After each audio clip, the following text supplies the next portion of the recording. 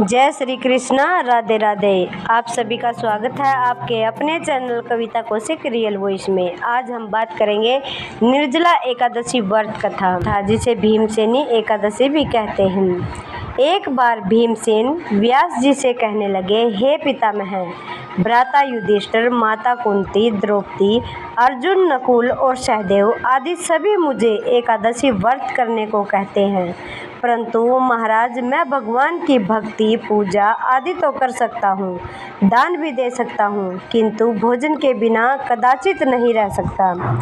इस पर व्यास जी कहने लगे, हे भीमसेन, यदि तुम नरक को बुरा और स्वर्ग को अच्छा समझते हो तो प्रत्येक मास की दोनों एकादशियों को अन्न मत खाया करो।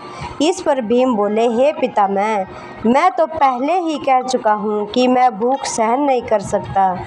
यदि वर्ष भर में कोई एक ही व्रत हो तो मैं उसे रख सकता हूँ, क्योंकि मेरे पेट में विरक नामक अग्नि है, जिसके कारण मैं भोजन के बिना नहीं रह सकता। भोजन करने से ही वह शांत होती है, इसलिए पूरा उपवास तो क्या, मेरे लिए एक समय भी भोजन के बिना रहना बहुत ही कठिन है।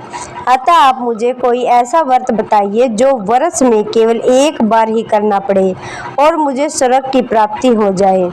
इस पर व्यास जी विचार कर कहने लगे, हे पुत्र, बड़े बड़े ऋषियों ने बहुत शास्त्र आदि बनाए हैं, जिससे बिना धन के थोड़े परिश्रम से ही स्वर्ग की प्राप्ति हो सकती है। इसी प्रकार शास्त्रों में दोनों पक्षों की एकादशी का व्रत मुक्ति के लिए रखा जाता है। ऐसा सुनकर भीमसेन घबराकर कांपने लगे और व्यास जी से कोई दूसरा उपाय बताने की विनती करने लगे।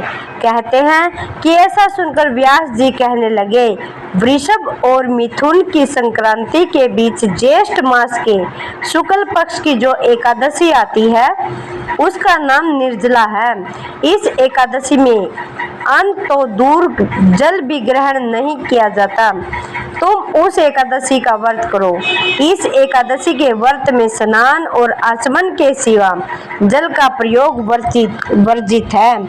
इस दिन भोजन नहीं करना चाहिए और न ही जल ग्रहण करना चाहिए, क्योंकि भोजन करने से व्रत टूट जाता है।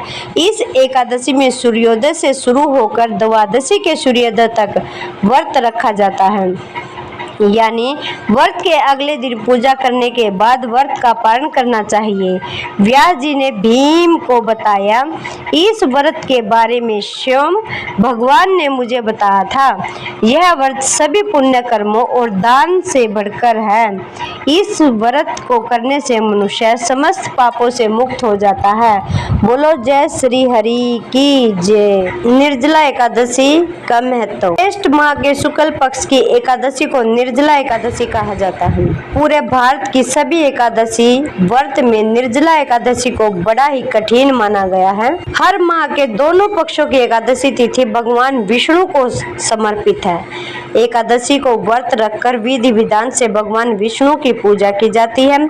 ज्येष्ठ मास में शुक्ल पक्ष को आने वाली एकादशी निर्जला कहलाती है। भीम ने इस दिन निर्जला रहकर एकादशी का व्रत किया था। पूरे वर्ष की सभी एकादशी व्रत में निर्जला एकादशी को ही बड़ा कठिन और महत्वपूर्ण माना गया है।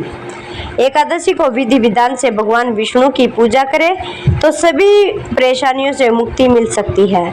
निर्जला एकादशी को विशेष फलदायी माना गया है। निर्जला एकादशी व्रत कब है? पंचांग के अनुसार ज्येष्ठ मास के शुक्ल पक्ष की एकादशी 17 जून दिन सोमवार को सुबह 4:44 से एकादशी तिथि समाप्त होगी। 18 जून दिन मंगलवार को सुबह 6:24 पर।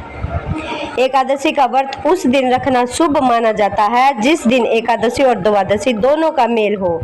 तो 18 जून मंगलवार की सुबह 6:24 तक एकादशी तिथि है और उसके बाद द्वादशी तिथि प्रारंभ हो जाएगी। 19 जून बुधवार की सुबह 7:29 पर समाप्त होगी। तो द्वादशी युक्त जो शुद्ध रूपी एकादशी है वह 18 जून दिन मंगलवार को रहेगी। इसी दिन व्रत किया जाएगा। निर्जला एकादशी पूजा विधि। निर्जला एकादशी के दिन प्रातःकाल उठकर देवी देवताओं को याद करके दिन की शुरुआत करें। स्नान के बाद भगवान विष्णु को प्रिय पीले रंग के वस्त्र धारण करें और मंदिर की सफाई करें। चौकी पर भगवान विष्णु और देवी लक्ष्मी को स्थापित करें और विधि विधान से पूजा करें। भगवान को पीले फल, फूल, हल्दी, चंदन, अक्षत चढ़ाएं और खीर का भोग भी लगाएं। विष्णु चालीसा का पाठ करें। व्रत के दिन जरूरतमंद को भोजन और वस्त्र का दान करें। निर्जला एकादशी सबसे महत्वपूर्ण क्यों है? धार्मिक मान्यता के अनुसार निर्जला एकादशी को सभी एकादशियों में विशेष ही महत्व प्राप्त है। इस कठिन व्रत को करने को साल की सभी एकादशियों का व्रत रखने के बराबर फल मिलता है। निर्जला एकादशी को भीम ने बिना पानी पिए भगवान विष्णु की पूजा की थी, इसलिए इसे पांडव एकादशी और भीमसेनी एकादशी के नाम से भी जाना जाता है। निर्जला एकादशी का व्रत रखने से लंबी आयु और मोक्ष की प्राप्ति होती है। आज की वीडियो में बस इतना ही। कल फिर लेकर आएंगे एक ऐसी वीडियो। तब तक के लिए नमस्कार। और आप अपना ख्याल रखना, ध्यान रखना, मस्त रहना, स्वस्थ रहना।